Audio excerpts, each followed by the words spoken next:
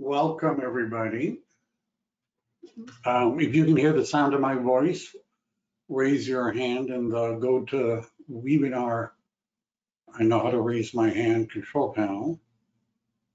See if we have anybody who knows how to do that. There we go. And I'm assuming that's because you can hear my voice. Otherwise, how would you know? How would you know? All right. Got a lot of people coming today. So, some people are queued up coming into the room, take the first seat that's available, that sort of thing. Voice sounds great. Thank you, Janet. I'm not sure, anyhow, I appreciate hearing that. All right. So I'm going to start sharing my screen. There are some handouts for those of you that are looking for a handout. And what I'm going to do is I put the handouts into a folder, a Google Drive folder. For those of you that may have difficulty downloading the handouts, I pasted it in the chat.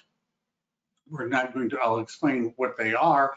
One of them is a copy of, and it just says 2021-RPA, and it's a sample copy of the soon to be released new residential purchase agreement. You're also going to see there's some slides with a bunch of yellow. I'll explain what those are later. There's a really long, like 100-page book on line by line, going through the contract. I provided that for you because some of you may have, insomnia, and if that's an issue, then I would start on that book. All right. So more people are coming, great. Let me just say a few things to begin with. First of all, the contract, this new contract is going to be released in December. That's the current plan. I've heard about the second week, but I'm not in charge of this. And once this new purchase agreement has been released in Zipforms or Lone Wolf, depending on how long you've been in real estate, as soon as this new contract is released, the old one will not be available anymore, right? And I know some of you are thinking maybe I had to print out a copy of it because I want to keep using it because I know how to fill it out. That's not a good idea, right? Just not a good idea. So once this is released, then we're going to be using this new form, right? Hence, and people have been asking me about, will I talk about it? So that's what I'm going to do.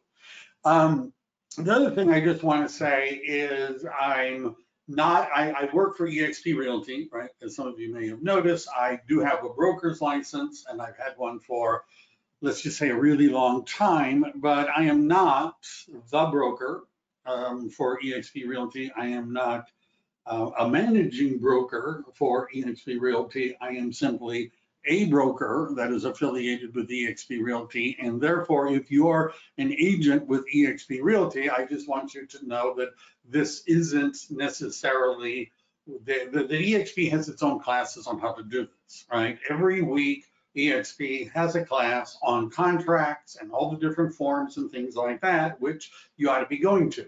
And I'm sure the rest of you, the non-Exp agents, I'm sure your broker has classes every week, right? Done by brokers explaining how to fill out all the various forms and things like that. I'm sure that that's the case. And if it's not, why don't you contact me and we'll talk about maybe how you could get access to that. The other thing I want to say is that I've been listening and I've gone through quite a few of the California Association of Realtors legal webinars on this, which means I've been listening to attorneys talking for the last few weeks about the form. My focus isn't necessarily from the legal point of view, but more from a practical point of view, like how do you fill out the form? And, what are the kinds of issues that real estate agents ought to look for when they're filling out the form, right? That's sort of where I'm going with this. Now, in addition to the residential purchase agreement being modified, all of the other purchase agreements, and I think there's 6 of them, right? There's a commercial agreement, there's a land agreement, there's a notice of default agreement, there's income property agreements, probate agreements. There's a bunch of RPAs, and they're all going to be updated and look more like this one than the other ones do, right? What else do I want to say? When I first started in real estate, I know a lot of you hate to hear stories like this. When I first started in real estate, the residential purchase agreement in California was one legal page. For a long time, they were legal size pages, one-sided, one-page contract. And I know that many of the millennials out there are thinking, okay, boomer, thanks for that. When are you going to tell us about how far you walked in the snow to go to school and things like that? But over the years, the contract has gotten, let's just say, more complicated. The last RPA, the one that's currently in use right now, is 10 pages long. The new one is 16 pages long. Now, some of that is not because they just added a bunch of new stuff, but because of the reorganization of the contract, it's expanded it a little bit. So this is 16 pages long, and much of it is the same, and there's some very important new things that have come up. Now, my goal for today is not only to talk about what is new and different from the old one to the new one.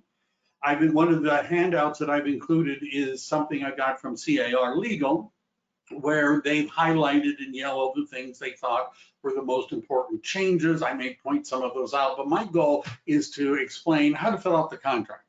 Because most of you, I would guess, aren't so interested in the difference as much as what do I do when I have to fill out this form. And some of you may not have filled out the old form before, so this is all new to you. So I'm not just going to talk about the changes, right? I'm going to talk about how to fill out the form.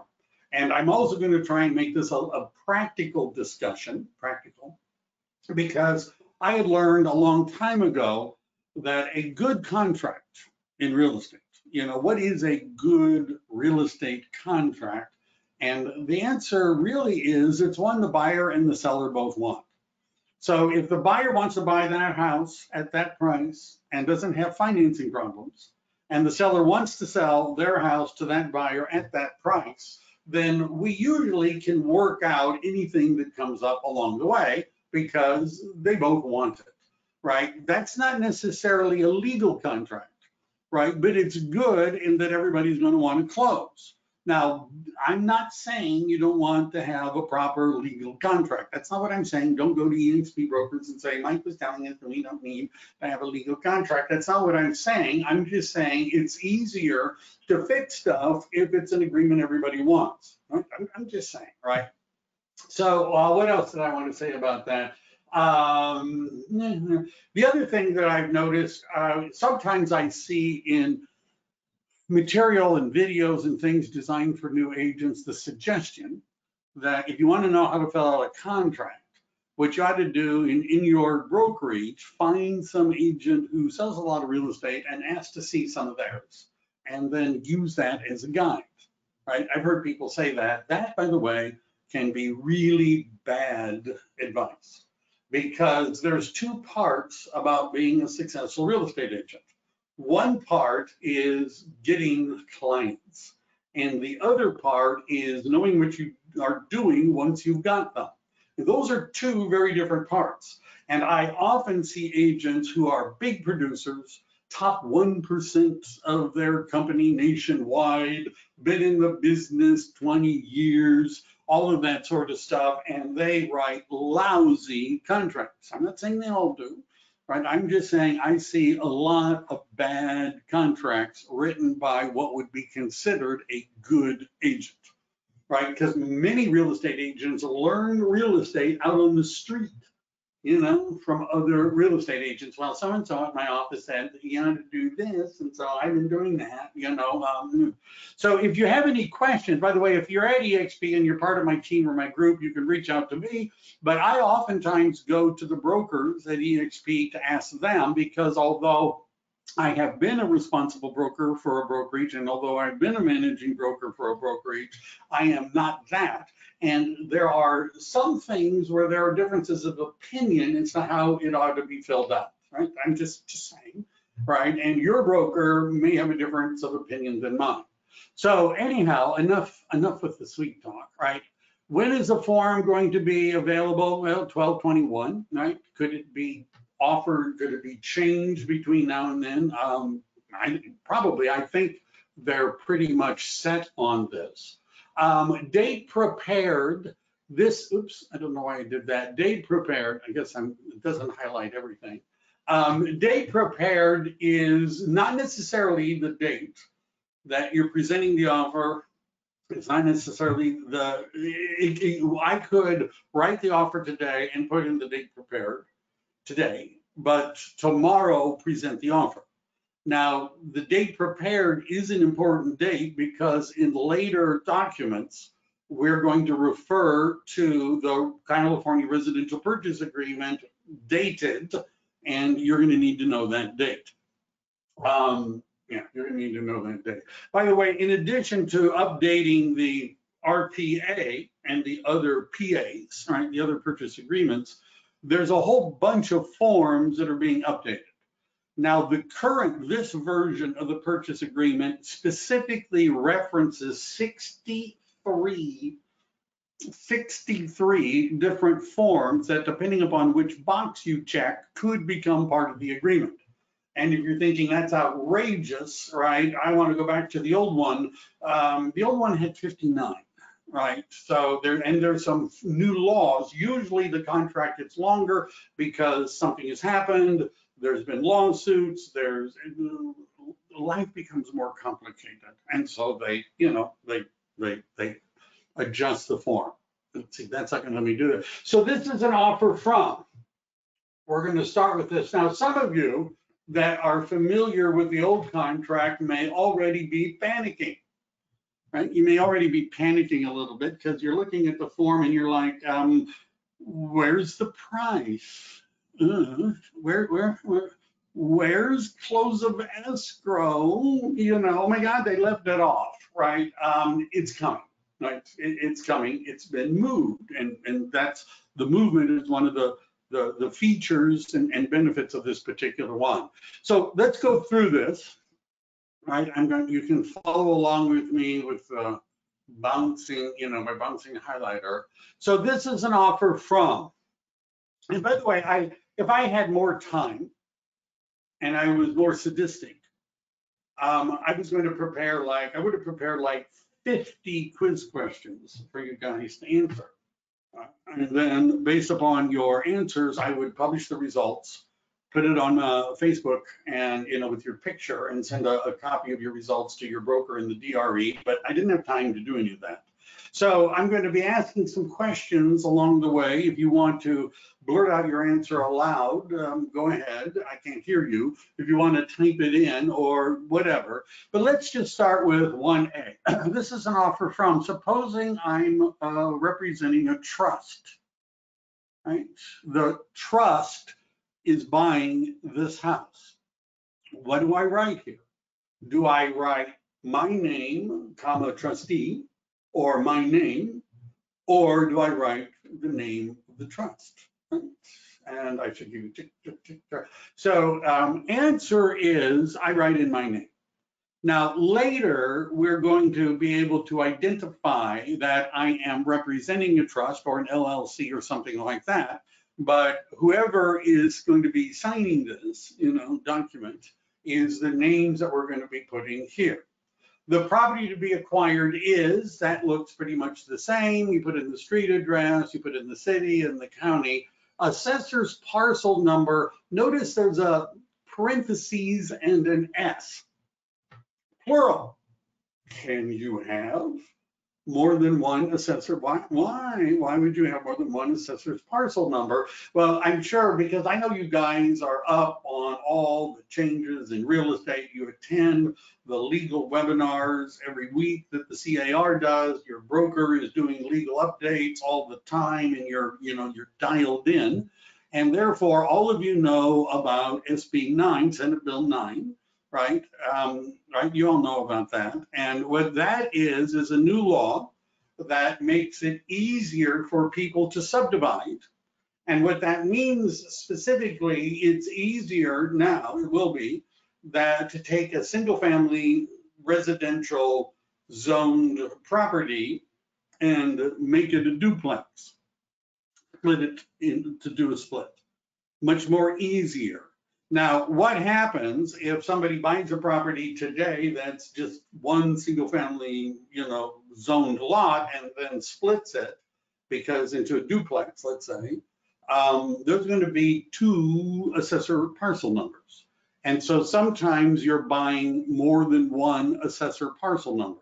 I've had cases where people bought 2 properties. I mean, you get the idea. It may be that one property might encompass multiple assessor property numbers. It's possible, not common, but I'm just saying you could put in multiple parcel numbers. Notice there's a little disclaimer. This is new, that says that the mailing address may be different from city's jurisdiction. What do you mean?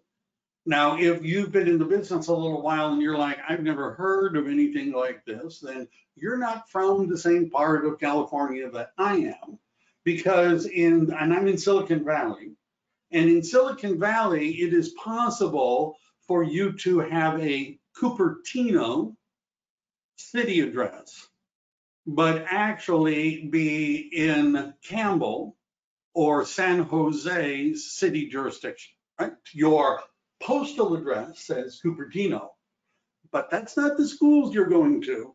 And the city, the jurisdiction is actually in a different area.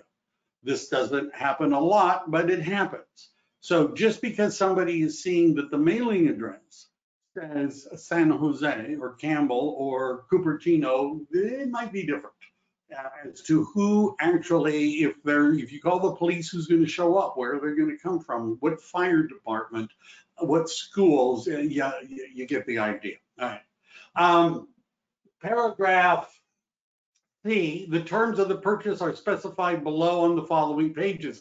So they didn't forget to put in the price. 1D, buyer and seller are referred to herein as parties. That's not a big deal. But look at the next line. Brokers, is it letting me highlight this? Maybe it is. Why don't I give up the highlighting thing? I would have had to spend more time on this to do that, but I can spotlight it. Brokers and agents are not parties to this agreement. Now, in the old contract, it said that back on paragraph 10 in a box.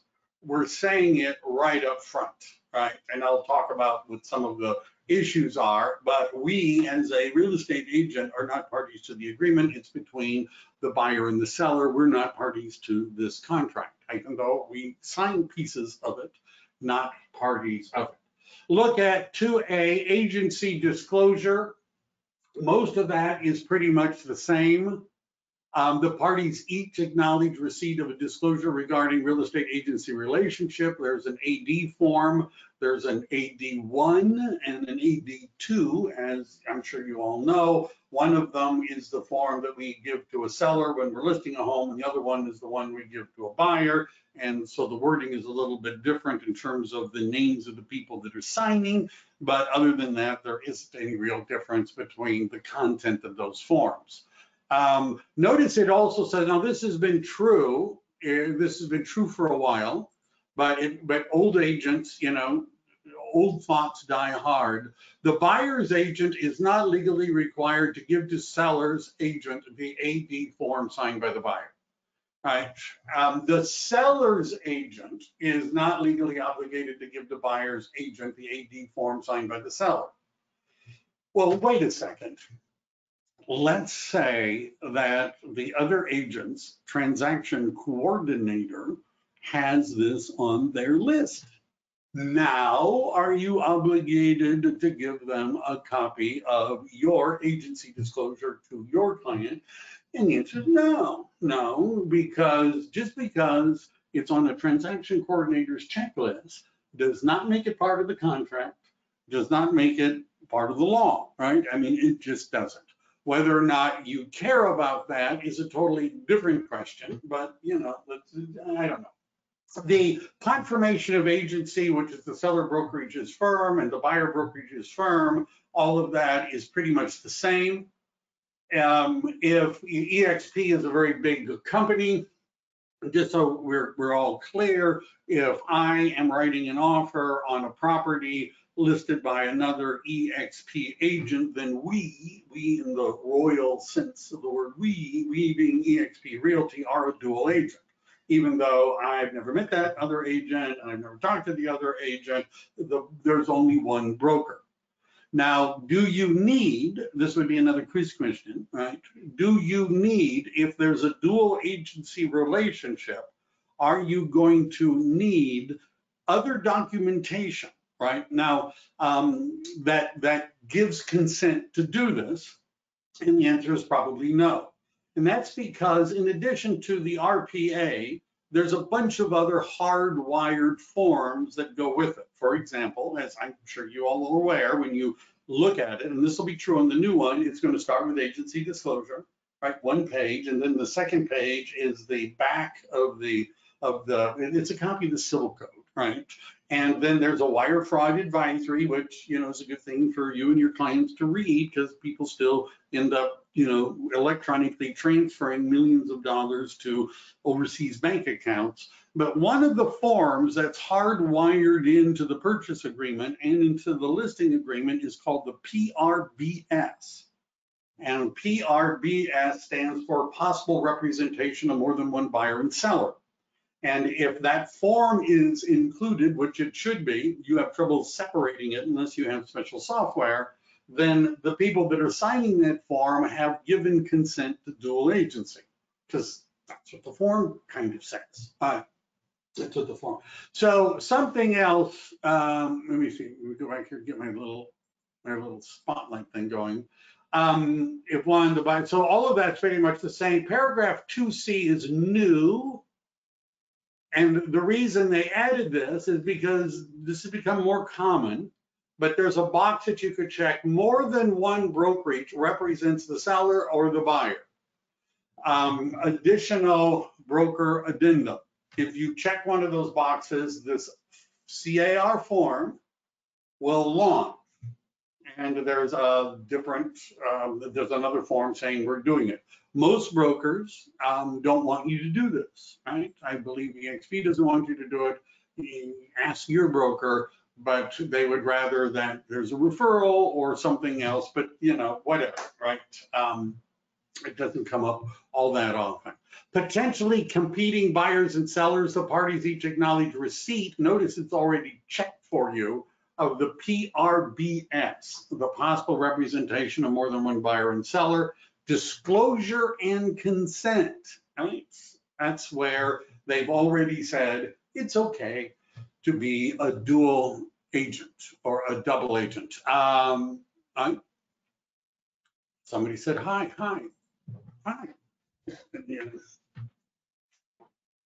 Turning on my fan, for some reason, a lot of hot air in the room. I don't know why that would be. Will a recording be available? The answer is yes. Send me $10 by Venmo and we can work it out. Yes, look at my YouTube channel, eventually it's going to happen. Now, here's one of the big changes, right? One of the big changes. And the highlight here is, let's see, is dual agency when the broker is the same or when the salesperson is the same? That's a very good question. It's the broker. The broker is the agent in the transaction. The broker is the agent of the buyer or the agent of the seller or the agent of both. A salesperson is an agent of the broker. So are you an agent? The answer is yes, but despite the way you might think about it, you're not the buyer's agent or the seller's agent, you're the broker's agent, and the broker is that agent. So if there's one broker, but two different salespeople from the same brokerage, it's a dual agency. It's dual agency. All right. Terms of purchase and allocation of costs. Here we go. This is where it starts to get interesting. This is one of the big differences. The items in this paragraph are contractual terms of the agreement.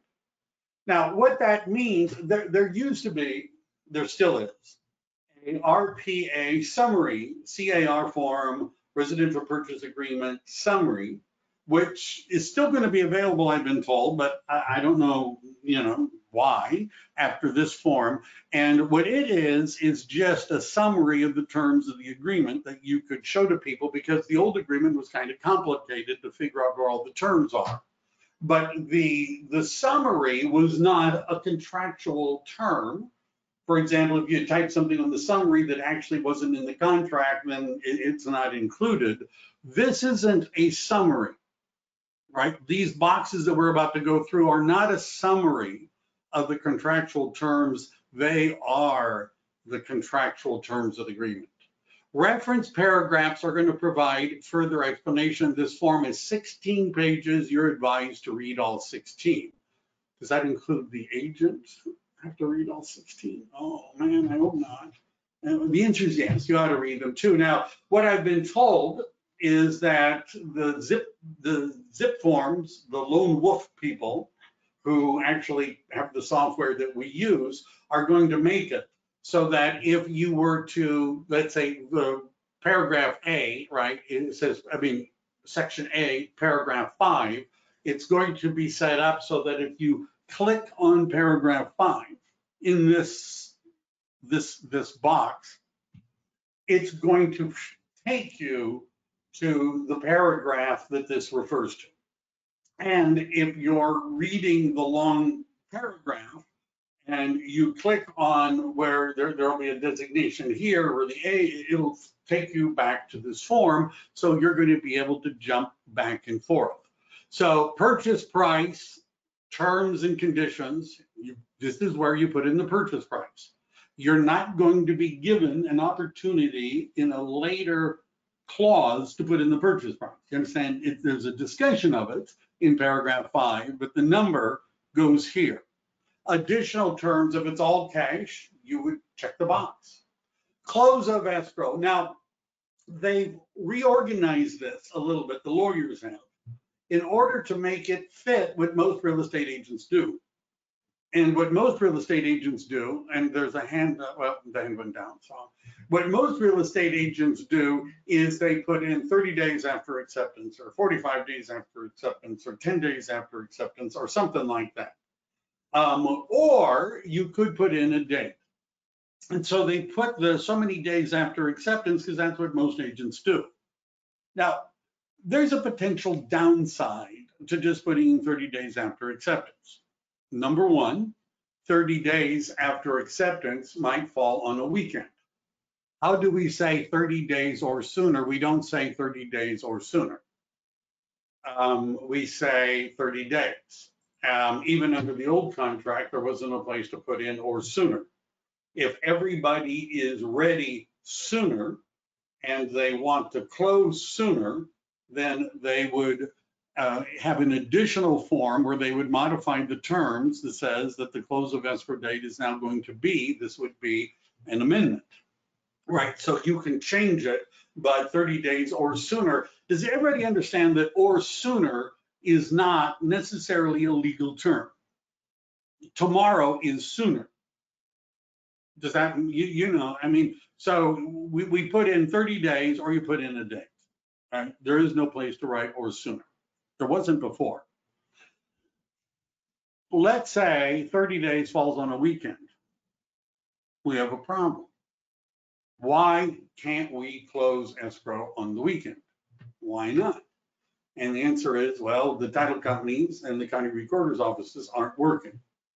So what would happen is it would roll over to the next business day, right? Because later in the contract it says, you know, but well, let's say 30 days is a Friday. 30 days from today is a Friday. Anything wrong with that? Well, I did a class a few months ago where I kept repeating, you know, sort of a mantra may not be the right term, but anyhow, escrows don't always close on time. Escrows do not always close on time. They don't always close on time.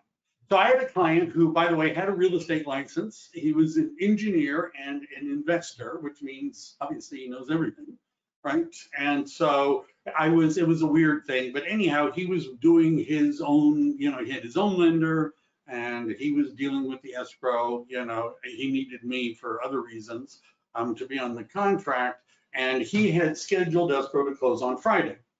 And then he had arranged for the movers to come Saturday morning. He had arranged to have all the utilities and everything and internet and everything shut off on Saturday so that everything was perfect, right? Close on Friday, move on Saturday, turn on everything on Saturday in the new place, right? What possibly could go wrong? What possibly could go wrong with that? And by the way, Robert, I'll talk about business days in a minute, right? I'll talk about business days in a minute.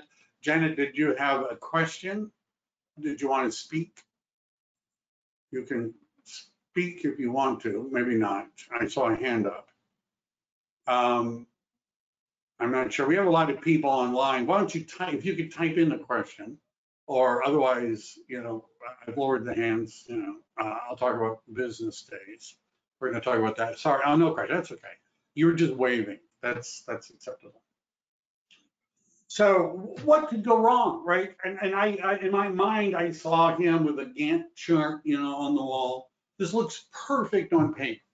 And so I had followed up with him on Friday and said, so how's it going? And he says, it's all going great. We're signing this morning. This is the day he's supposed to close. He's the buyer signing the loan docs that morning. Now, I just want to say, if you're signing loan docs a Friday morning, you are not closing on Friday. Now, some of you maybe say, I did it once and I know it could be done. I'll bet against it, right? Not going to close, not going to close. The lender did not get the loan docs prepared in time. So you understand that, and by the way, the buyers always ask this, can you answer the seller if I can move in early? And if you're the agent, what are you going to do? Say, I'm not even going to ask. They said, all right. And of course, the answer was no, right? Well, you're not moving in until, and another one of my transactions where, again, the buyer had picked the lender and the loan agent was even a relative. And he had signed off before Friday, right? And he put in his money and the lender funded on Friday late in the day, later in the day. Now, title companies have a cutoff time. And if it isn't funded early enough on that day, it does not close on that day. Now, you can understand how he felt about that. His money was in escrow. The lender's money was in escrow. Give me the keys. And the answer is, no, you don't get it. And he said, would you ask the lending agent if we can move in on the weekend? And I said, sure. And the answer, of course, is no, because it hasn't recorded. So later, there's a list of what is a business day and what does closing mean? This would have been another quiz question, but I may have given away the answer already. Does closing mean the buyer signed the loan documents? Does closing mean the lender has funded the loan? Or does closing mean that it's been recorded? And the answer is closing mean it's been recorded. Now, the reason I'm mentioning this is that I would look at and see, is close of escrow on a Friday? If it is, there could be problems in that they don't always close on time. So if I get to pick a date, a day during the week for escrow to close, I would rather it be a Tuesday or a Wednesday, because if something goes wrong, we still have a couple more days for the weekend, which is typically when the buyer wants to move in. I'm just saying, I would think about that. Expiration of offer. One of the things about this box is it hopefully will make my life a lot easier, because I look at real estate agents' transactions and the paperwork all the time, and a lot of the days were spread all throughout the contract. So in the old agreement, expiration of offer was in paragraph 31. Right now it's 32 because they've reorganized things a little bit. And the default setting is 3 calendar days. Instead of having to flip all the way to paragraph 31, right there it says 3 calendar days, or you could put in something else. For mobile and manufactured homes on leased land, there is no recordations. They are not property. There's a different contract for that. Right, and it's different, and we're not doing that one, right? So it's different. And another time, if you pay me, I'll do how to fill out a manufacturer home purchase agreement, but it's not a real property, and therefore it's not recorded. You're correct, and therefore we wouldn't be using this contract. Right? We wouldn't necessarily be using this contract, right? We would be, there's an addendum or something like that. So can we type here and it will populate on the contract? Yes and no. That question assumes that the ability to write in things later still exists. I'm telling you it does not. So that when we get to paragraph 32A, it's going to talk about expiration of offer, but that's not where the date or the days for expiration of offer is going to be. This is where it's going to be. What number of days should you just leave it? 3 calendar days? Should you write in another day? What are the issues? How do you know? So I put together something for my team, which is a document called "What do you do when you're about to make an offer?" And one of the questions you would want to do is contact the listing agent and ask the listing agent, if I give you an offer today, when can you present it? Now, if the listing agent says, well, the seller is in Germany right now or something like that, and is going to need a couple of days in order to review it, or for whatever reason, then we don't want to put in 1 day because our offer is going to expire, right? Our offer is going to expire.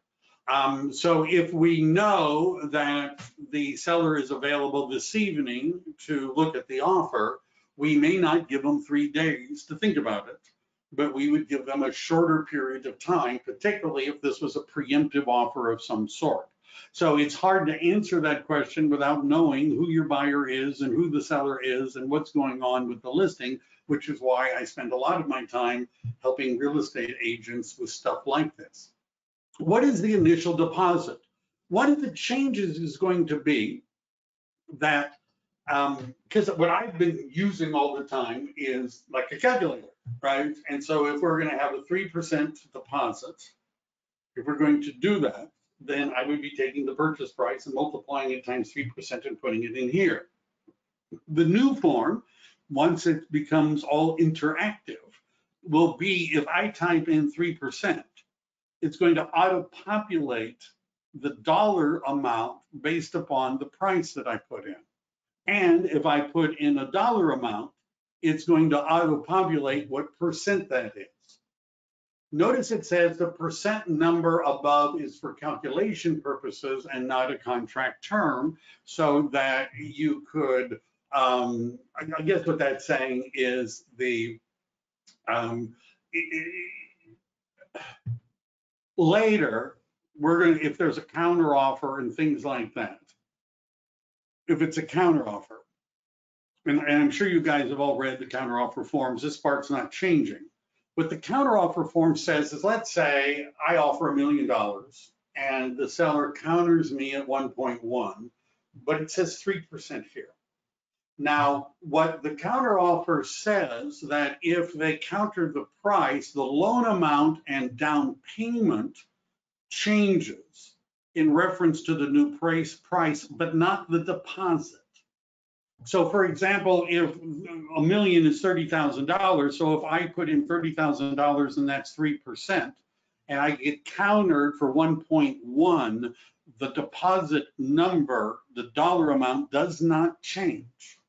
Not unless the listing agent and seller put that in the counteroffer.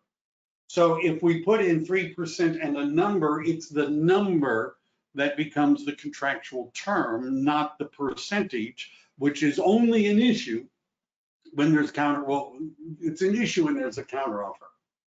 And then it says within 3 business days after acceptance. So let's say today is Wednesday. Supposing I put in an offer today, this would have been a quiz question for you guys, right? Supposing I put in an offer today and it's accepted today, when do I have to put the money into escrow, right? When? So today is Wednesday. When does the money go into escrow? And the answer is going to be Monday. And the reason it's going to be Monday is because today is day 1. And Dave says Monday by 5. The contract doesn't, who determines what time the deposit has to be in? And the answer really is, how late is escrow open that day? How late is escrow open? Because we couldn't say midnight, because midnight, the escrow company is not open and we can't put it in, right? But I'm just saying. So if it's today, so today the offer is accepted. Today is day 0, right? Today's Wednesday. Today is day 0. Thursday is day 1. Friday is day 2. Saturday is day 3, but Saturday is not a business day, because later you're going to see business days do not include weekends or legal holidays, because escrow because the escrow company's not open usually on those days. And by the way, other than here, it's not business days anywhere else. It's all calendar days. Increased deposit. Why should we do this? And this used to be common, but not recently. And why would it be? When would we put down a different initial deposit versus an increased deposit? Now, the reason that 3% is bandied about as a deposit is because the California Civil Code says that if you're buying a property 1 to 4 units and it's owner occupied, and you have liquidated damages, which is coming up, that the maximum amount that the seller could keep should the buyer breach the contract is 3% of the purchase price, and anything that the seller collects above 3% has to be returned to the buyer. So you could offer 10% or 7%, but as a listing agent, I know we can only keep 3 if you back out anyhow. So in my area and in much of California, I've got agents that I work with in San Diego and Los Angeles and Orange County and Sacramento and all over the place. In most of the cases, we're putting down 3%. But let's say, by the way, if you're in my group, right, and you're calling me up and you say, hey, I need help writing an offer, which is, by the way, what I want you to do. One of my questions is going to be, how long has this property been on the market? Now, the answer to that question may change what I would suggest that we do here. Another question I'm going to have is, do they have any of the reports and disclosures? Let's say this house has been on the market 90 days, 100 days, and they don't have property. This house could have issues. They don't have a termite inspection. They don't have a property inspection. Now, because it's been there for a while, we can probably get away with saying, we're going to give you 1% as the initial deposit, right? Because there's no reason for my buyer to put in all that money when your house obviously has so many issues. And we will raise it by another 2% upon removal of all contingencies. Now, the old form, we would have to type that in upon removal of all contingencies. And by the way, if you're not an old real estate agent, by that I don't mean just old, but been in the business a long time, you may never have been in a market where we were doing increased deposits. But in some areas, there's an increased deposit. Particularly, the buyer doesn't want to, put all that money into escrow when there's a good chance that they're not going to buy the house because of some contingency. So when we check the box increased deposit, it launches a form called the DID form. And for those of you who are into, well, what would it used to be? It used to be an RID form, which is a receipt for increased deposit. This is a delivery of increased deposit. And the reason we don't do a receipt for increased deposit, because as real estate agents, we do not want to be receiving people's deposits, right? You understand? Do not take checks from people. And I'm going to cover one more thing before we go on to past deposits. We don't take a check from people. Don't do it. right? If you're thinking about doing it, go tell your broker you're planning on doing it, and they might throw something at you. Most of the time, we leave the box and the whole thing blank. That is true. The other thing I just want to point out about the deposit, most of the time, this one increased deposit is not checked, right? If this property has only been on the market for a week and there could be multiple offers, don't try to do a staggered deposit. The listing agent's not going to like it, right? But you understand, if it's been on the market 100 days, they don't have to like it anymore. They're desperate.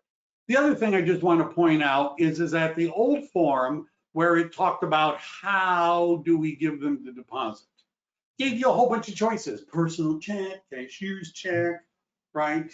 Crypto is not yet, not a thing yet, but the default setting now is wire transfer.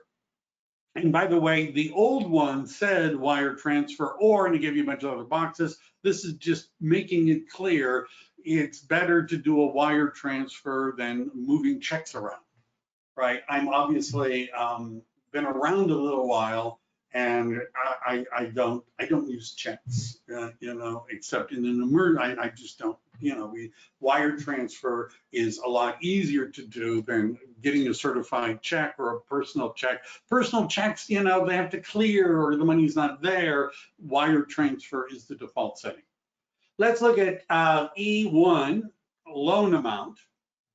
You put in the amount of the first loan. Again, there's the percentage thing, which saves me calculating time because, I have to look at when agents are asking me to help them, I have to look at the pre-approval letter.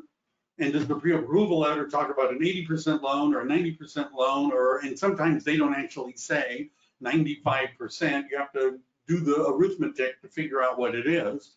But if it's an 80% loan and we put in 80 next to the percent, then it will automatically calculate that amount. And again, the loan amount, that percentage is not, the percentage isn't a contract term, because the counter offer says, again, we're back to, I offered $1 million and they countered me at 1.1, right? The loan amount is supposed to be modified, right? But I'm just saying the percentage isn't always isn't a contract term. It's whatever you write in here. And then you can type in fixed rate, or you can put in points, right? We don't see a lot of that. Is it important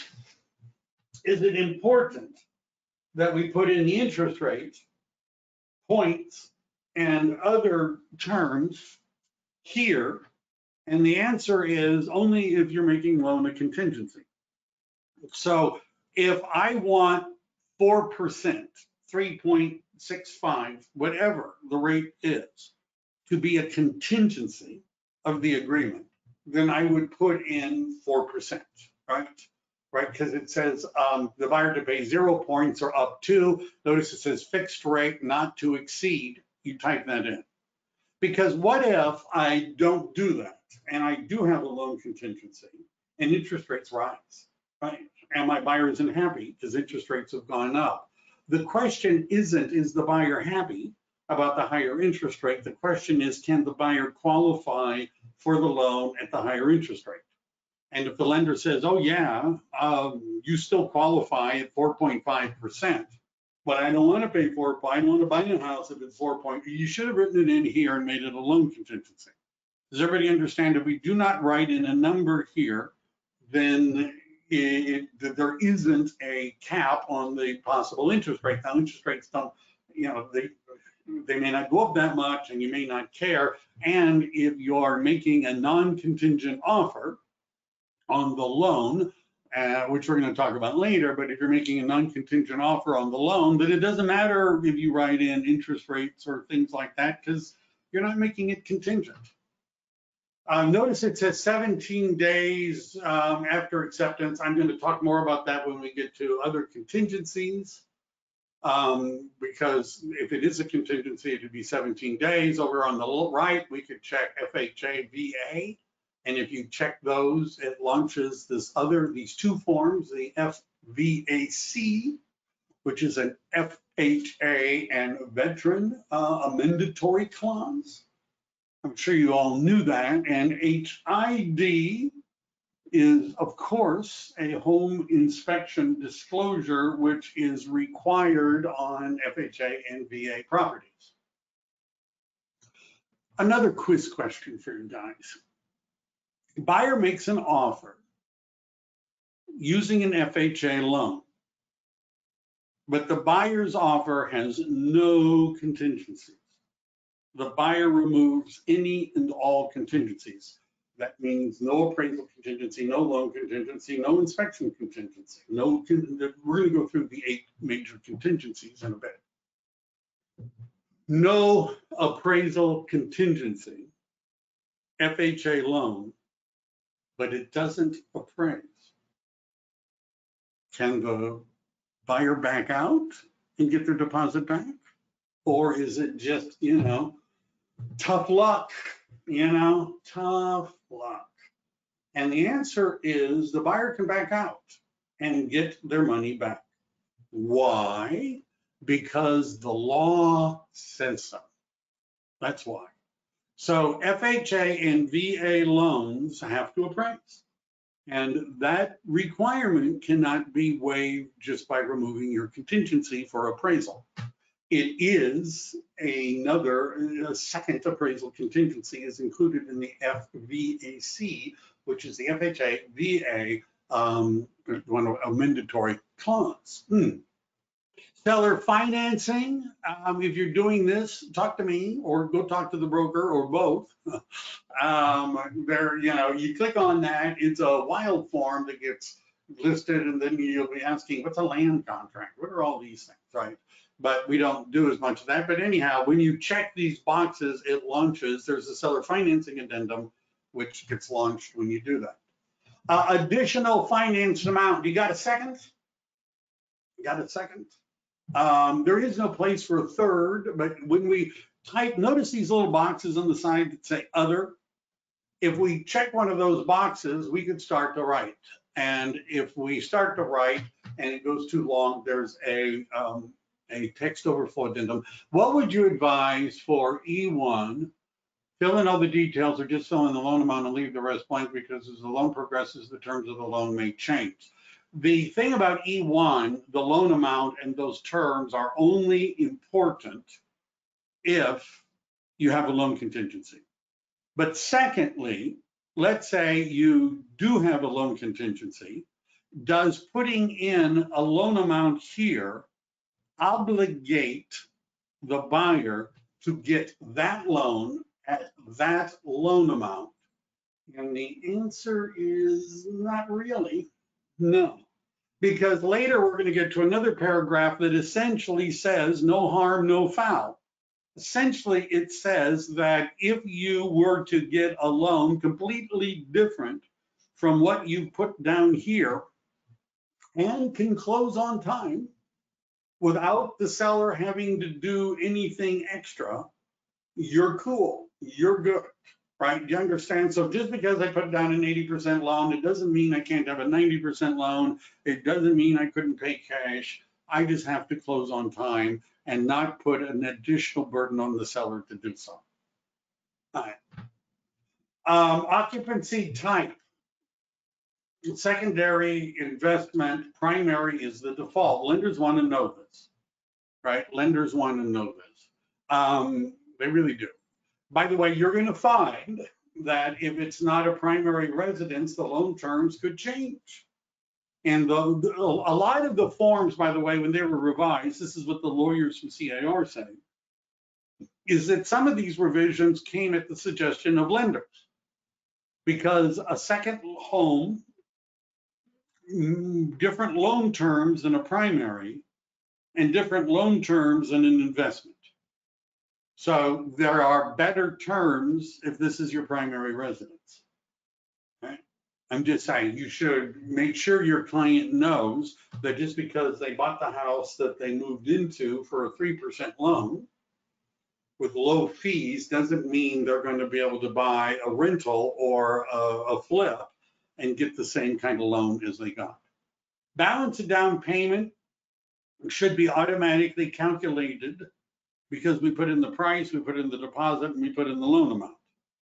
And then the bottom number should match the top number, which says, you know, here we are, right? This is it should match the purchase price, because when you add the down payment, the deposit, and the loan amount, it ought to add up, you know, to the purchase price. More stuff, right? More fun paragraphs. So the nice thing about these boxes is that we get to confront all of the important terms all at once, all in one place. Whereas in the previous one, they were scattered throughout the 10 pages. And it was like, you know, where's Waldo or that sort of thing? Where is the expiration of the offer? Where, you know, where is it? Seller's credit, if any, to buyer. This is where you can put it in. Now, notice the default setting says seller's credit to be applied to closing costs. They don't make you, in the old form, in paragraph page 2 of the RPA where it said other terms, or page 1 of the RPA where it said other financing terms, we would type in seller to credit buyer $10,000 towards closing costs or towards something, right? And by the way, the lenders care how you word that, because if you say we want $10,000 because of the repairs that need to be done, your lender may not like that, because they're like, repairs, what's wrong with this house, right? So they don't like it. So the default is it goes towards closing costs. You can put it in here. Now, some of you are thinking, probably, maybe, what if I being the real estate agent, am giving the credit to the buyer? Where does that go? And you can type it in under additional financing terms. However, remember I said that the real estate brokers are not parties to the contract. Not parties to the contract. So that kind of means that things about our commission don't really belong on the contract. They don't really belong in the contract. Why do we put them there sometimes, oftentimes? Is it because the seller needs to know about it? The seller doesn't care, by the way, if you're giving all of your commission away, they don't care. It's because the lender wants to know about it, right? That's the important issue. So if there is a buyer credit, that could be done in a separate addendum or something. You understand it is, and it really, the law just says that you can't be, you got to tell the lender, right? This is a lender thing. The lender wants to know. And by the way, if you do not tell the lender that you're giving the buyer a credit, and they see that on the closing statement at the end of the transaction, they may not like it and may not fund the loan. So we need to disclose it. There isn't necessarily, it isn't the end of the world that you write it in here, right? But it's really not, you understand, we're not parties to this agreement. We just have to disclose it to the lender that we're doing it. And this is a place where we could do it where the lender will see it. Seller doesn't care. You can give all your money away. You know, what do they care? Now, H, right, the 3 H's, verification of all cash. Now, the default setting in the old contract was within 3 days, or you check a box that says verification attached. Now, the default setting is verification is attached. Now, and I'm telling you, if you're writing an all cash offer, you ought to make sure that your client actually has the cash. What is the best way to word a commission gift to the buyer? You could write it in here. You could make it an addendum. You just need to make sure that the lender knows. And what I would do is I would ask my loan agent, what would you like? I'm planning on giving the buyer credit. Now, you're going to see later, sometimes the lenders have limits on how much credit you can give. And as you're going to see later, if I tell my buyer, I'm giving you half of whatever I get back, and the lender says, no, we're not cool with that, right? We're not, no, too much. What the contract says is that the price isn't reduced, other things are not modified, they just lose the difference. They just lose it, right? Because They just do, right? And so what I would do is I would talk to the loan agent and I would say, I'm planning on giving my client a credit of, is that going to be okay? And the loan agent says, that's too much, or that's fine, great. How do you want me to disclose that to you? Do you need it in the contract? What do you want? A lot of times they just say, write it in the contract, make it an addendum. I just need to see it. But putting it in the contract or an addendum is convenient because we're going to be turning this into the lender. Verification of down payment and closing costs. Why is it that the lender cares about how much credit we give to the buyer? Yeah. So the old school term was skin in the game, right? And back in 2008 and 2009, there was, I think the legal term was a kerfuffle in the real estate business. And what we were doing back then was 100% financing. And what lenders realized is that the amount of money that of the buyer's own funds that are in escrow is directly correlated to whether or not the buyer is going to keep making payments on the loan. And the less money that a buyer has in escrow of their own, in the transaction of their own money, the more likely they are to just walk away from the property if things go bad. What could go bad? Well, what happened in 2006 and 7 when prices were going up crazy, right? And we had 100% financing and 3% down and things like that. Then what happened is the market went down in 2009 and 2010. And so owners of property are saying, well, my house isn't worth as much as my loan. I'm walking away. I'm just walking away. And the sting, if you've got 20%, that stings, right? You know, because when they foreclose on you. So the lenders know that how much of your own money is in is important. And different lenders have different rules for different loans. You need to have a dialogue with your loan agent, right? If we give a credit, are there any limits? What are they? Right? And you could say to the buyer, I'd love to give you more, but they will not let me give you more. Right? And we're not doing the red envelope thing, you know, under the table, that sort of stuff. All right, we're not going to do it. And it varies by lender, right? This isn't a set thing. Verification of down payment and closing costs. That also said within 3, you can check boxes now. The default setting is it's attached. Verification of loan application. There was a big long paragraph, and at the end, it said within 3 days, or you could check a box. Notice now it says it's attached. And then they want you to know, is this a pre-qualification? Is this a pre-approval? Or is it fully underwritten pre-approval, which is, by the way, a not as well used, it's not used as much as it should be. Because what happened was a pre-qualification letter means that the lender believes what your borrower has told the lender of how much money they make and how much money they owe and that sort of stuff, which may not in fact be true. So pre-approval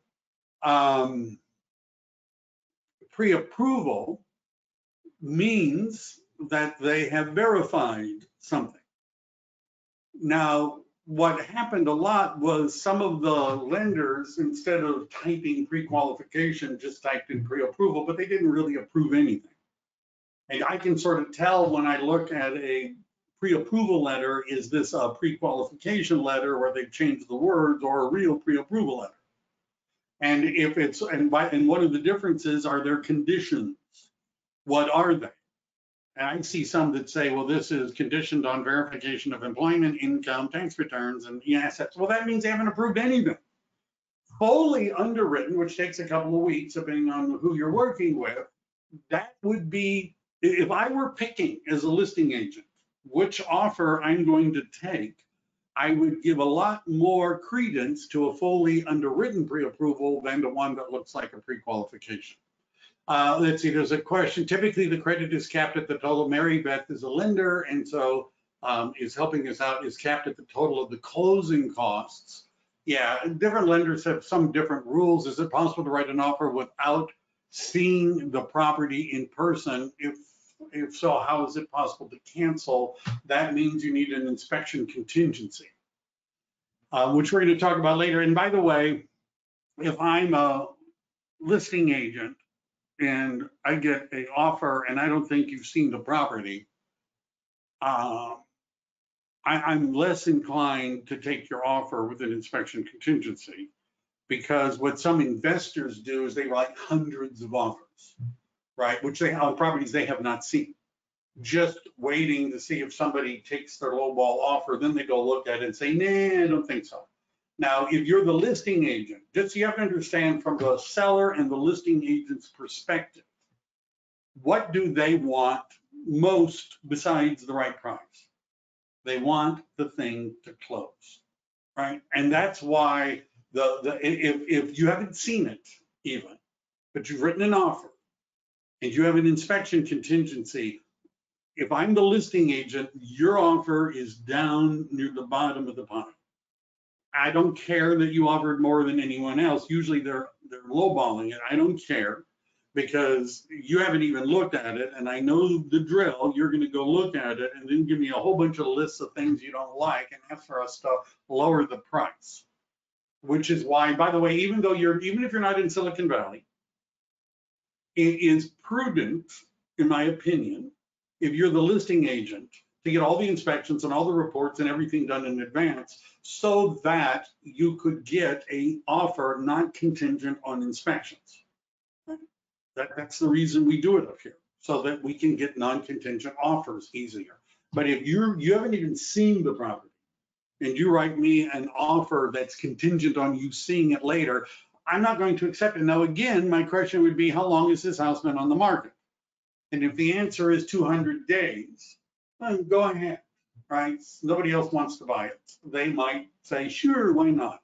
But if it's been on the market a relatively short period of time, as a listing agent, and for my seller, I do not want to change the status to pending or contingent pending, and then have it fall through, and then I have to put it back on the market, and now the days on market is much longer, and everybody's saying, ooh, it fell through, something must be wrong with the property. I don't want to go through all that, right? So if you haven't even seen the property and the listing agent knows that, and you have an inspection contingency, if there are other offers, you're not buying this one, right? If there are other good offers, you're not going to get it. Verification of condition, that was also buried way into the contract. And that's what's called the walkthrough. One of the things that, so agents will call me up and they'll say, I've been on Zipforms for like 30 minutes and I just can't find it. What are you looking for? The walkthrough form. I'm looking for it. Because they go to Zipforms, Lone Wolf, and where it has you to search, they're typing in walk and through, and you'll find it. And that's because the form is not called a walkthrough, right? It's not called that, it's called verification of condition. Now, we call it a walkthrough, right? But that's not what it's called. And the default is, this hasn't really changed 5 days prior. Assignment request, now we can talk a little bit about that later. How long am I supposed to go today? Eternity. Let's see, how far are we? 12:30, 1:30, 2:30. Okay, I got time. So an assignment, what assignment can involve a couple of things. Number one, you could be trying to turn over the whole contract to somebody else. Or number two, what is more common is you want to add or delete or change some of the buyers, right? Uncle George is, got problems, and so we're removing him and we're adding somebody else, to the contract. Now, what's different here, because what was happening is people would want to do this like the day before escrow closes or something like that, or really close to escrow. It says that you have 17 days to request an assignment, which means either adding people, subtracting people, or changing everybody, which is technically a novation, but I'm not going to get into that. And that if you don't do that in the first 17 days, you don't have a right anymore to even request it. And by the way, just because you've requested it doesn't mean that you're going to get it. And if I write in my name, buyer is Michael Devlin, or assignee, right, I probably will get countered, and there's wording in the contract that says you need the seller's permission, because the seller is probably not going to allow me to pick anyone I want to assign it to, right? Just because I say or assignee doesn't mean I have the legal right to pick anybody I want to and put them in the contract instead of me. Now, one of the things about contingencies, one of my favorite subjects, one of the things that was weird about the other one is the loan contingency default was 21 days. Other ones are, so there's a question about what form should we use to make an assignment request. There is a zip form for that. There is a form, there's an assignment form, which we're not going to get into. But if you go into Zipforms, you type in assignment, you're going to see there's a form, I believe, for that. So the old contract said you had 21 days. These were default settings for the loan, 17 days for everything else. Now everything is 17 days. Notice everything. And these are the big 8, right? The big 8, right? The first contingency is the loan, 17, or you could put in another number, or you could check no loan contingency. Appraisal. Now, I've done classes, and the CAR has put out wording, and even at EXP, they put out wording, which is called an appraisal gap clause, right? And the appraisal gap clause is what if it doesn't appraise, if it needs to appraise for a minimum of this, or I don't want to be obligated to buy it. And so real estate agents were writing their own clauses. I mean, what could go wrong with real estate agents writing their own clauses, right? I used to refer to this as poetry. I actually had an agent that would write clauses, and he would make things rhyme, right? Just because I guess he was bored and thought it was fun. But we shouldn't be writing very many clauses, right? If you're going to write something in that's not in the contract, you might want to talk to your broker about how you ought to be worded. Well, what they've done is in the contract, they put in an appraisal gap clause. So let's say I'm offering $1 million, and one of the conversations you need to have with the buyer is, what if it doesn't appraise for $1 million? If it appraises for $975 and you have to make up the $25,000 difference, you still want to buy the house? Yes. How about $950? You still want to buy the house? Ooh, I don't really know if I have that much money. You understand? So in order to protect our client, if they want to have an appraisal gap clause, that's where they would put it in. Writing clauses means we are practicing law. Yeah, to some extent it does, right? It depends on the clause, but yes, you ought to talk to somebody, preferably somebody with a broker's license, and preferably your broker, right? I help agents write little clauses and things like that. And if it's not something that's obvious to me, I go and talk to our brokers, because even though I have my own opinion and I've been doing this a long time and I know what most clauses ought to say, it's not my call as to what the clause ought to say all the time, unless it's just like really simple and obvious. I would ask the broker. 17 days for appraisal, we could check no appraisal contingency. Now, notice it says here that removal of appraisal contingency does not eliminate appraisal cancellation rights in FVAC. For those of you that have forgotten, FHA, VA, a mandatory clause, which means if you're writing an FHA or a VA offer, there's an appraisal contingency. There is. Whether you like it or not, and it doesn't matter what the contract says, the law overrides the purchase agreement. Investigation of the property, 17 days. Information access. Now, investigation of the property used to be paragraph 14B, and 14B5, as I'm sure most of you remember, was this informational access. It wasn't, this is a clause most agents never read, and it said 17 days. Now, what the informational access says, that even if I make an offer and I don't have any contingencies, I can still go look at the property. I've had agents say, well, you don't have an inspection contingency, so you can't come and look at the property. I'd say, look at paragraph 14B5. It says that whether we have a contingency or not, we get to come and look at the property. What would we be looking for? Measuring, right? Things like that, getting estimates on fixing stuff, you know? I mean, so now this is a bit of an anomaly because the section we're talking about now is the contingency section, but the informational access to the property is not a contingency. So why is it here? Because it's kind of related to the investigation contingency. You know, it's kind of the same thing. And they just want to make it clear that even though you don't have an inspection contingency, the buyer still has a right to go and look at the property for 17 days. Review of seller documents, right? Here are the contingencies. 17 days after acceptance or 5 days after receipt, whichever is later. So I was talking to somebody this morning who tomorrow the offers are due on this property and the disclosures do not include the TDS. The disclosures as of today, remember tomorrow is when they say they want offers, tomorrow. But as of today, the only disclosure document they have is a NHD report. Let me see. We have all inspections and disclosures done, then wires were where to check to remove inspection contingency. I'll get to that. Should we revise appraisal amount? Should you revise the appraisal amount of the down payment? You're going to need to give me, for instance, why would we do that? I don't know why we would do that. I can see it's connected here. And so if we have no, let me finish the contingency thing because what if we want to remove it? It's coming up. All right. Review of seller documents. So my story was they want offers tomorrow.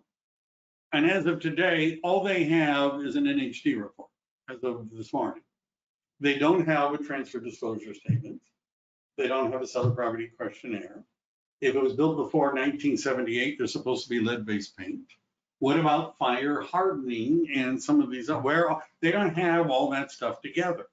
Now, the problem for that seller and listing agent could be is if we make a non-contingent offer on this property, but we don't have a TDS, and then we get the TDS, we have 5 days to think about whether or not we want to buy the property. We have a get out of escrow free card, but you removed all the contingencies. The California Civil Code says you cannot waive the TDS requirement. You cannot waive it.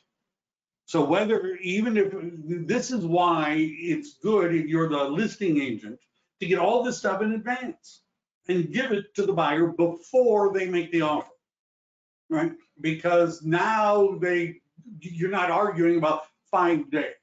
So even if there's no contingencies, but the seller has not given you all of the documents that it says that the seller shall give you, you have 5 days from receipt of them to decide if you want to do it. Preliminary title report is 17 days or 5 days after they give it to you. In our area, if I'm the listing agent, I want to open up escrow. I want to get a prelim, and I want you, if you're representing the buyer, to see that prelim so that we're not making an offer contingent upon the title report. Common interest disclosures, that's homeowner association, 17 days or 5 days from when they give it to you. Should you adjust appraisal contingency amount to be in the ballpark of what is really required for loan approval? Talk to your lender about that. If your client can't afford it, you have to talk to your client and to the lender, how much wiggle room do they have if it doesn't appraise, right? That varies a lot. 17 days for homeowner associations, review of leased or liened items, which used to be paragraph 8. So let me ask you guys, so over on the right, notice in that great big box, removal or waiver of contingencies. Now, in the purchase agreement, there are 2 contingencies we can remove without using that form. And they were up there, appraisal and loan, because there are boxes here, no loan contingency, no appraisal contingency. But let's say I'm removing also the inspection contingency or a bunch of little contingencies, right? And I'm not going to go through the CIA form today because it's, we'll be here way too long. But if you're removing any other contingencies besides loan and appraisal, you'd be checking that box. And that form is being updated as well, but there are 3 parts to it, an A, B, and a C. A gives you a list of the potential contingencies that you could remove. B says we're removing all contingencies except, and C says we're removing any and all contingencies. Quiz question. We've checked that box. We pick paragraph C, buyer removes any and all contingencies, but they haven't given us a copy of the homeowner association documents. Huh? They haven't given us a copy of the preliminary title report. Can we back out in 5 days from receipt? This would be a quiz question, right? Can we back out 5 days from receipt? And this is such a great class. Thanks for doing the training, robust and quickly paced. I'm not able to keep up with my notes. I do plan on repeating the class. I also, by the way, am recording it. And if you would like somebody like me to help you with your transactions when you get offers and things like that, because remember there's 63 other forms referenced here, then reach out to me and we'll talk about that. And we have 1 vote that says they can back out. So let me rephrase, I'm going to do the quiz again. Buyer has removed their inspection contingency. They've removed it. They've removed any and all contingencies. And I'm being specific.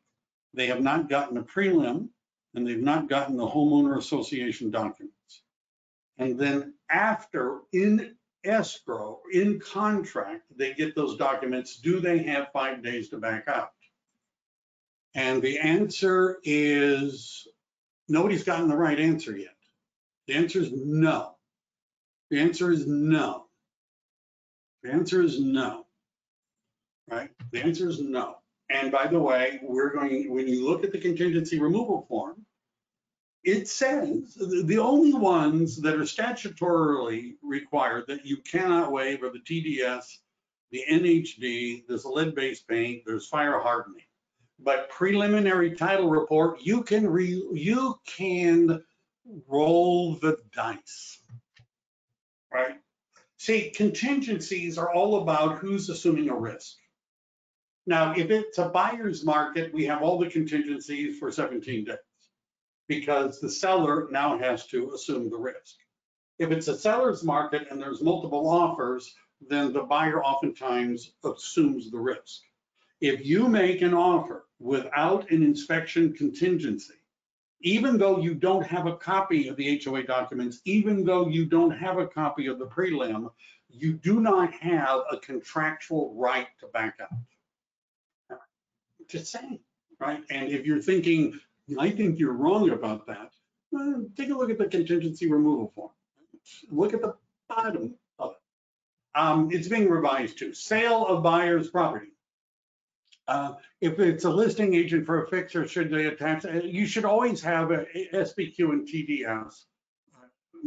If you are a listing agent, you should do as many of these documents as you can in advance, because if you do it in advance, they don't get any days to think about it. But if you do it afterwards and they have an inspection contingency, then they can back out in 5 days. But they can waive everything but the TDS. They can waive the, they can't waive that. They can't waive NHD. And then there's certain things they just cannot waive. We'll get to that. Possession. Now, you see, most of the contract is being done just in these boxes, right? The rest of it is going to be explanations of what these things say. But this is the meat and potatoes or whatever, however you want to word that. Back in the old days, I know you guys are going, oh my God, he's telling us another old story. When we printed out paper and would take it to people to sign, they would oftentimes want us to go through the contract and explain it to them. People don't want it, very few people want that anymore. They don't want to hear me explaining what a tenant in possession, they don't want to hear it, right? What they just want to know is what are the terms of the agreement? And by putting them all in this box, they're all right here, easy to see. All of the important stuff is together. Possession, upon notice of recordation. Now, this is a little bit different. Because I'm sure you all remember that used to be paragraph 9, right? I know you all remember this because you all are experts about the current purchase agreement. And what it said was on the day of closing, and then the default was like 6 p.m. What if it closes before 6 p.m.? So what the default setting now is upon notice of recording. So as soon as the title company sends the email that says, hey, everybody, congratulations, we're on record, as of that moment, the buyer has the right to get the keys and possess the property. Now, if for some reason the seller is saying, well, I don't know when that is, and I'm still moving, and I need till 6 o'clock in order to get out, then you could put that in. Or a TOPA, which is a tenant occupied, we're gonna get to that, it's a tenant in possession. Seller occupied, tenant occupied property addendum. That's where I was going with TOPA. I was thinking that was something you eat, but that's something else. Seller occupied or vacant, close of escrow date if checked below, right? And or if checked below. So the default setting is on the day it closes when the title company says it's closed, right? You could say rent back. Notice if it's 29 days or fewer, you would get the SIP, the seller in possession form. 30 or later would be the residential lease after sale form. What's the difference? This hasn't been entirely litigated, but there's a presumption that 30 days or more means a landlord-tenant agreement, whereas 29 or less could be what's called a license. And a license would be simply a continuation of this existing contract and not create a landlord-tenant relationship. So depending on how long, and by the way, before you do this, talk to the loan agent. First of all, most lenders have limits on how long the seller can remain in the property because they're making you an owner-occupied loan and it's not owner-occupied, right? And some of them have a maximum of 60 days, but it varies by lender. The other thing you're going to want to do is have a conversation with your buyer. Your buyer should have a conversation with their insurance agent because the seller has homeowner's insurance, but it ends the day escrow closes. The buyer is going to have homeowner's insurance, but that probably does not cover a rental. And even if it does, it may be for a limited amount of time. You ought to say to the insurance person, hey, the seller's going to remain there for a little while. How do I make that work? If SIP after close is a major risk, how do they get them out if they don't leave per the lease agreement? Yeah, that's a good question. And you may have read, if you have an internet connection and read about real estate, that there was a couple down in Southern California that sold their property and they wouldn't leave. They wouldn't leave. And the answer is you have to file something called first of all, you're going to have to talk to a lawyer. And the lawyer is going to most likely file something called an unlawful detainer agreement. You have to evict them and then sue them for money damages. There is a risk letting the seller stay. I'm just saying. Now we're in a market where it's a seller's market and, we dance to the song they pick, right? Oftentimes, but there is a risk. And if it's considered a license as opposed to a lease, then they have legally, potentially fewer rights. But this would be, by the way, as a real estate agent, do not explain title policies to your client. Get the title company to do that. Do not explain eviction and landlord-tenant issues to your client. It's a murky, complicated, changing area. This is something for a lawyer. Tenant occupied units. Sometimes you want the tenant out. Sometimes you don't want the tenant out because you're buying it as a rental property. Check the box. You get the TOPA form, the tenant occupied property addendum. Other documents, fees, and compliance. Seller delivery of documents 7 days after acceptance. Right now, in the contract on that paragraph 14A, it gives you a list of what those documents might be. Right? It gives you a list. And what if the seller doesn't give it to you? What if the seller, you give them a notice to perform? What if they still don't give it to you? Then you can cancel the contract if you're a buyer and get your deposit back. Even if you don't have any contingencies, if the seller doesn't deliver the documents, then you could do a notice to perform and cancel. Sign and return escrow holder general provision supplemental instructions. So the reason this was put in is because sometimes people were dragging their feet and not giving the escrow company all of the documents they need, talking about sellers and that sort of thing. And if they don't do it, this gives the other side an opportunity to do a notice to perform and to cancel. Time to pay for fees ordering HOA documents. It says in the old contract that the seller is supposed to order them and usually pay for the HOA fees, HOA docs, but it didn't say when really. So now it says when. In small smoke detectors, carbon monoxide detectors, and water heater breaks. Let's say I'm buying a house as is, right? As is. We're going to talk about that in a little bit.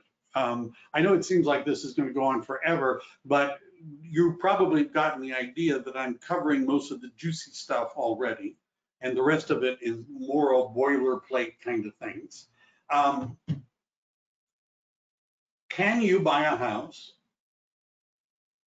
that's without any obligation on the as is? So as is doesn't mean that the seller doesn't have to tell you what's wrong. As is means the seller doesn't have to fix things, but there are 3 exceptions. The seller is required by law to have smoke alarms, carbon monoxide detectors, and the water heater has to be braced. It's required by law. Now, what if they don't do it? You have 7 days. What if it's an exempt transaction, like, I don't know, a probate? The problem you're going to have is that when the appraiser sees that there's no smoke alarms, there's no carbon monoxide detectors, and the water heater isn't braced, the appraiser is going to say, no, not going to do it, right? So even if it's an exempt transaction, California law says you got to have those 3 things, and now the contract says the seller has 7 days, or whoever's going to do it, there's 7 days. The default is the seller. All right. Items excluded from sale. Right? Items excluded from sale. Let me see. Now, the old RPA, some of these things are, similar to what the old one said. There's a couple of new ones. So what are the ones that people are usually arguing about? Stoves, right? Refrigerators, washer and dryers. And now they have a place to mark them. Now we're going to see later that when we get into paragraph 9, it actually gives you a list of things, but you can go through and check the box. So what was happening, and this is a California thing, I guess, is that it would say, agents would check the box that says the buyer's going to get refrigerators. And then the seller says, well, yeah, but that's not the wine refrigerator. I mean, refrigerator doesn't mean the wine refrigerator. I mean, this is my special wine refrigerator. I'm taking that with me. So notice how they've made more choices. If the agent is selling his or own property, where do we disclose this and in what section? You can just type that in other terms. The law that requires the issue that you disclose your agency relationship, by the way, it's not actually a law in California. No matter what the Department of Real Estate says, it's a NER Code of Ethics rule that says you're supposed to do it. It does not say that that disclosure has to be made, that you're a licensed agent. It does not say that that has to be done in the purchase agreement. We had a case where we told the other side that it was, we were buying it and that sort of stuff. And it was like in an email or something like that. And he said, you didn't put it in the purchase agreement. The Code of Ethics does not require that it be here, but we usually would type it in where there's other terms, which is, you'll see, right? We can do that later, right? But it could be in an email to them. The law does not require it be part of the purchase contract, but that's usually what we do because we can put everything in one place. So you can go through and check all these different boxes. Notice bathroom mirrors, unless excluded below. What about bathroom mirrors that are hanging on a hook? All bathroom mirrors, whether they're hanging on a hook or bolted to the wall, are included, right? And other California things, what about your video doorbell? Right? What about your electric car station, right? What about your wine room? See how California this is, right? Smart home control devices. Wine refrigerators, video doorbell security systems. They've made it a bigger list, and you could add in some others. Excluded items, you could write them in here. By the way, if this isn't big enough and you start typing, there's a text overflow addendum that automatically gets added and it gets put in here. Allocation of costs. This was, I don't know, paragraph 7 in the old one. Again, all the goodies are pretty much here. NHD. Now, it's technically legal for the seller to just do their own form, but that's kind of dumb in my opinion, because, you know, how do you know you're doing it right? Plus, the typical NHD report covers checks a lot of other boxes. If they already have one, right, I would still check the box that says seller, because just because they have one doesn't mean they intend to pay for it. I mean, normally this is not a big issue, but who pays for it? Just because the seller has one already doesn't mean they are intending to pay for it. So I would always check the box for the seller. I would definitely check environmental.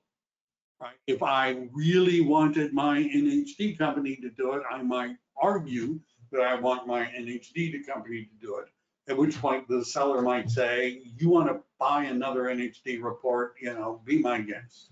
And you could put in some other reports like, oh, I don't know, a sewer lateral report, a well report, things like that. You could, and you know, you can put them in. If we check both, the assumption is it's 50-50, but you know, just to be careful, we might type that in. Smoke alarms, carbon monoxide detectors, and water heater bracing. If it isn't there, it's going to have to be there, especially if there's a loan. If you're paying cash, technically, it's still required by law that it be there, but no one's going to look. So the buyer could say, if it's a trust, a vested trust, not a family trust are not exempt. Vested trusts are exempt. That means somebody died. And the buyer could say, I'll pay for it, right? And you need to get it. Usually these things need to be done before the appraisal. Government required point of sale inspection and reports. How do you know if there's any in this area? And there's a website you can go to that will give you answers. It's called Google, usually. That's where I usually start. And I would type in, if this was in Merced County, I would type in real estate local area disclosures Merced. Can you give some examples of what government required point of sale? I'm getting to that. And corrective remedial action. I'm getting to that. So, Southern California, Los Angeles area, some places have minimum requirements for insulation. And I know I have people from all over. I mean, not everybody's from Silicon Valley, but they have minimum. They're going to come and look at your insulation, and if it isn't good enough, you're going to have to get better insulation. And they do that because it reduces not heating costs so much, because it's not, you know, it's Los Angeles, but air conditioning and things like that. If you're selling a property in Santa Cruz County, you know, the low flow water conserving plumbing fixtures. California law says, and this is one of the boilerplate disclosures, that you're supposed to have water conserving plumbing fixtures, but it's not a point of sale ordinance. And that means no one's going to come and take a look at the house and see if they're there or not, unless you're in certain counties. And if you're in Santa Cruz County, they're going to come and look at your toilet. I'm not kidding, right? I not only grew up there, I sold houses there. They want to see whether or not you've actually done this. Now, in some other counties, Santa Cruz also has a sewer lateral inspection. Right? There are some cities and counties. Typically, we're talking about energy conservation and sewer. Those are the two ones that come to my mind. And if I were doing a transaction in a county that I was not familiar with, usually the Board of Realtors there's a disclosure, right? Which is called local area disclosures, and they talk about that. You could even ask a title company. We did one down in Long Beach, was that where it was? And they had some parking certification that was required, right? So the title companies in that county may already know about it. The Board of Realtors may know about it. A Google search might find the disclosures that are put out usually by county. There are local area disclosures that would tell you about it. And corrective remedial actions would mean Santa Cruz County, if you don't have water conserving plumbing fixtures, you need to put them in, all right? Or they're not going to let you sell the property.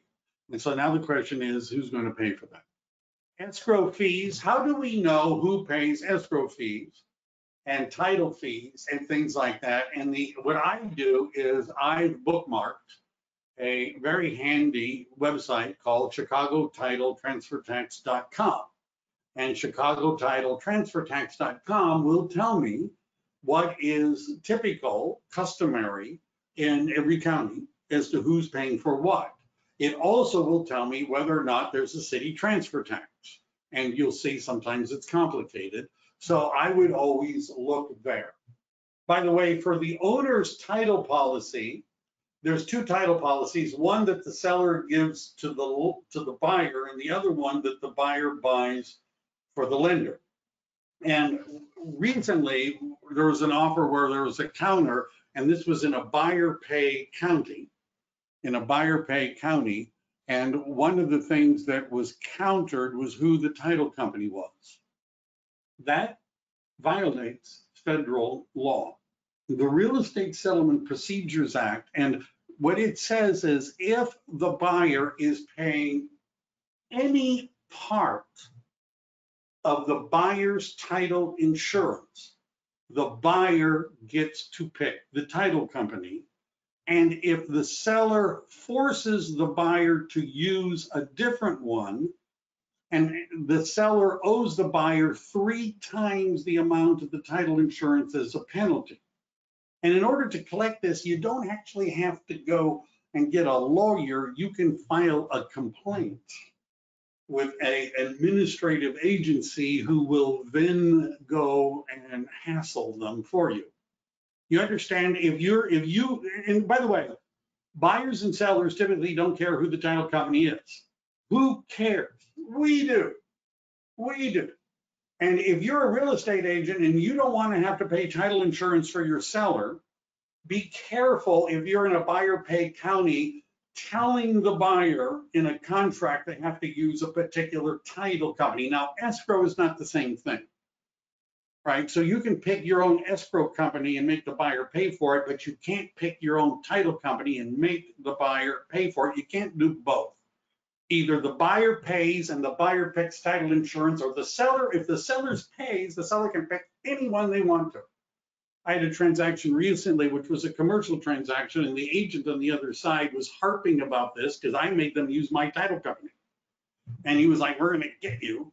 And I'm like, you're a residential agent. RESPA only applies to 1 to 4 units. Residential does not apply to commercial. And in the commercial world, we can make you use our title company, but you can't do that in residential. What was the Chicago title website you mentioned? It's called ChicagoTitleTransferTax.com. ChicagoTitleTransferTax.com. And usually when somebody says to me, well, I have a PDF from my title company, I don't know. I don't want to carry around PDFs.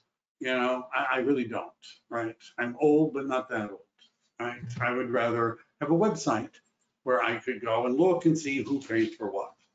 So that's how we normally would write it. And by the way, you look dumb as a buyer's agent if you're asking for the seller to pay a city transfer tax in the city where there is no city transfer tax.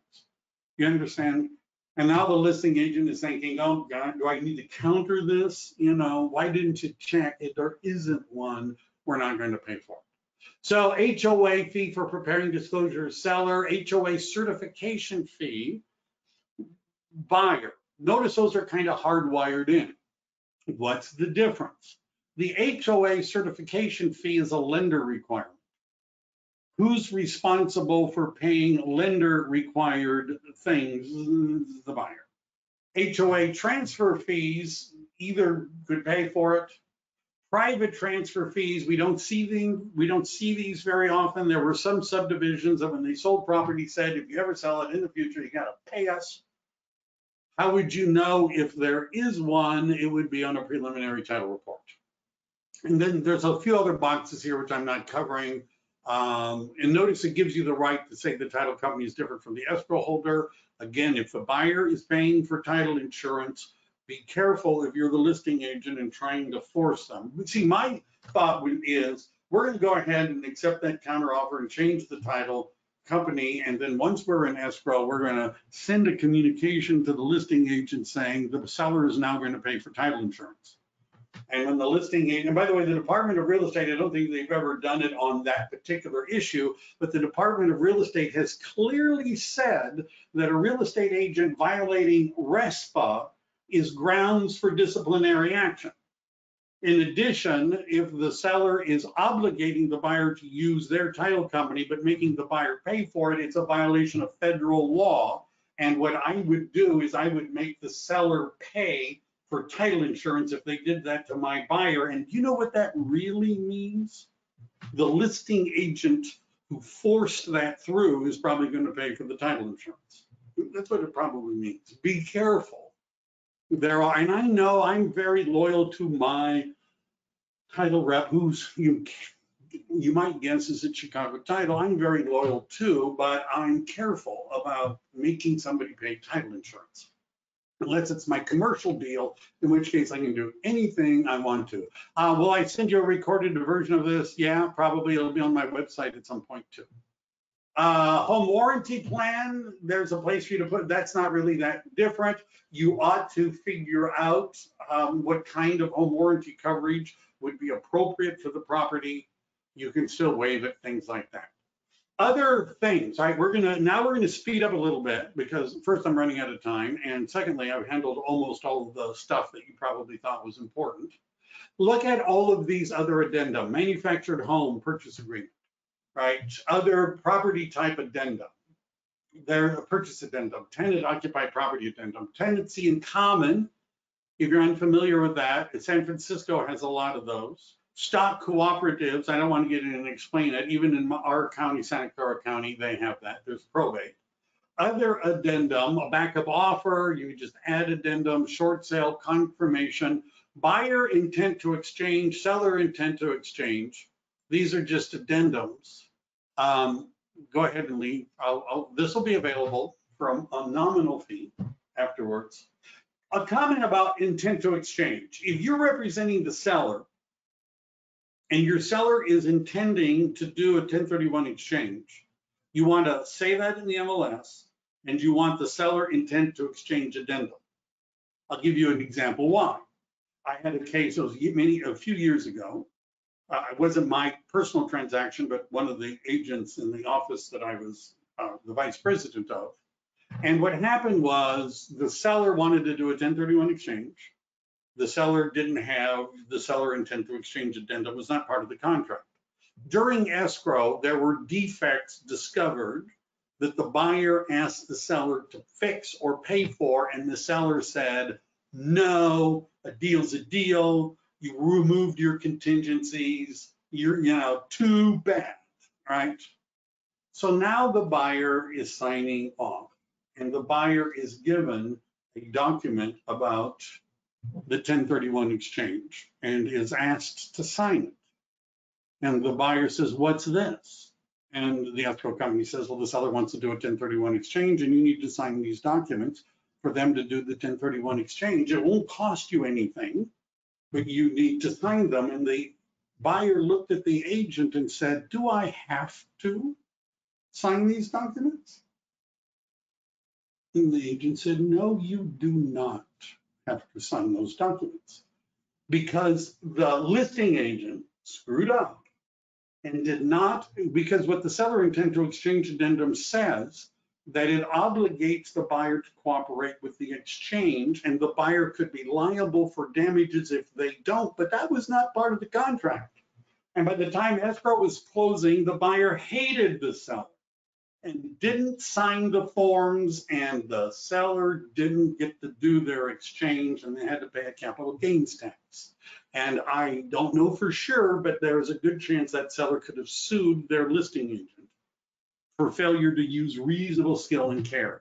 And if your buyer is doing a 1031 exchange, I would put that in too, because the seller is going to be asked to sign an exchange document without which they are not obligated to sign.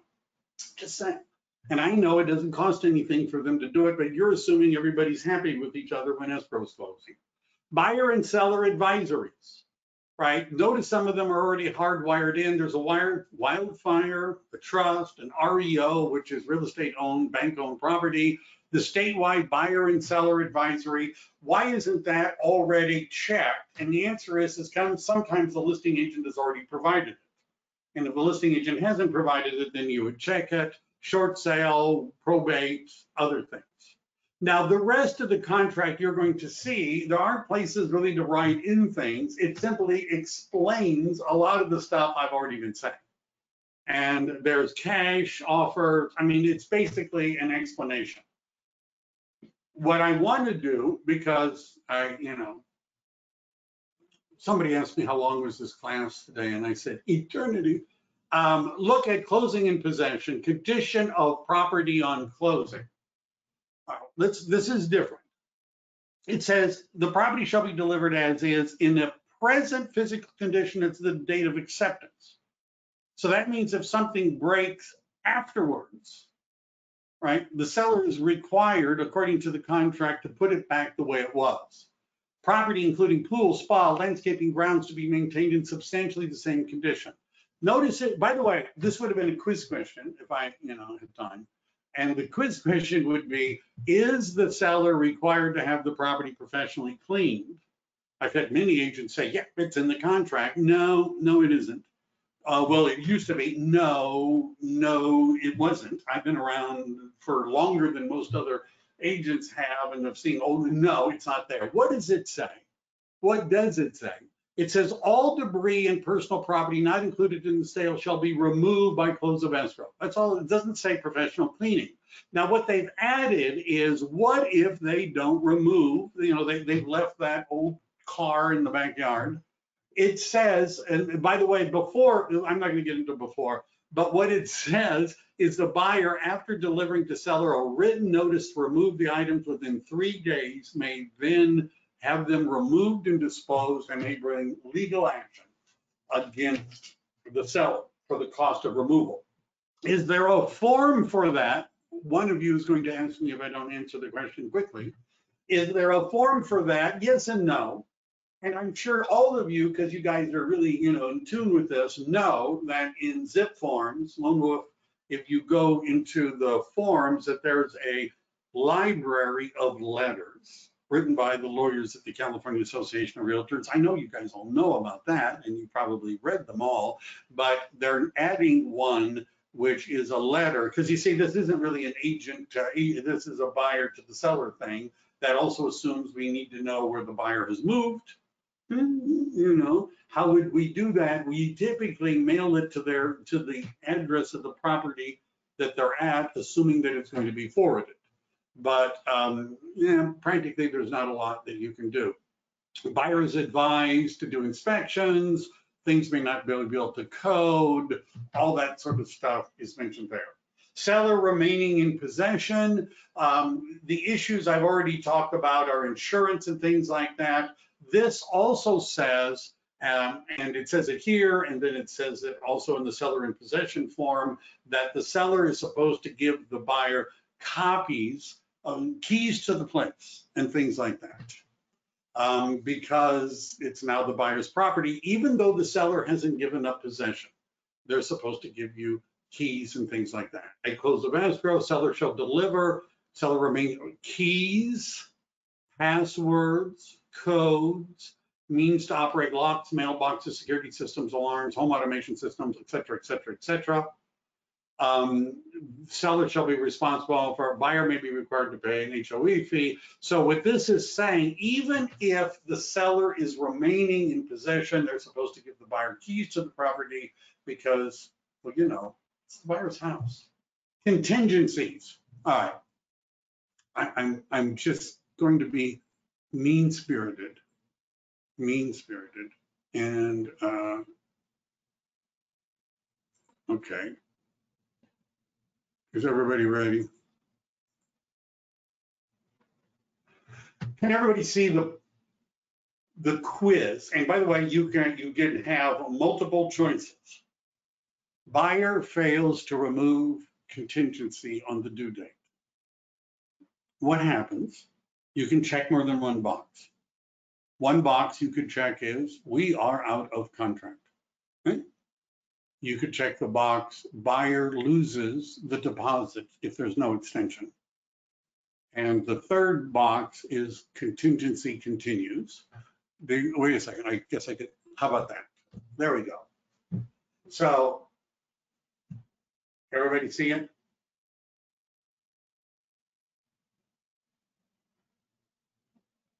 I don't have very many, I've got 8% is voted. Somebody's raised their hand, which I don't know if that means I'm going to wait for people to vote. And we have, it's a horse race.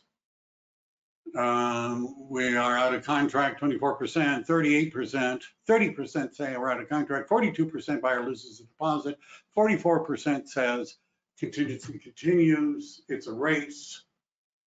Come on, people, let me see what the question is. Seller needs to give buyer notice to perform. Yeah, that's a different issue,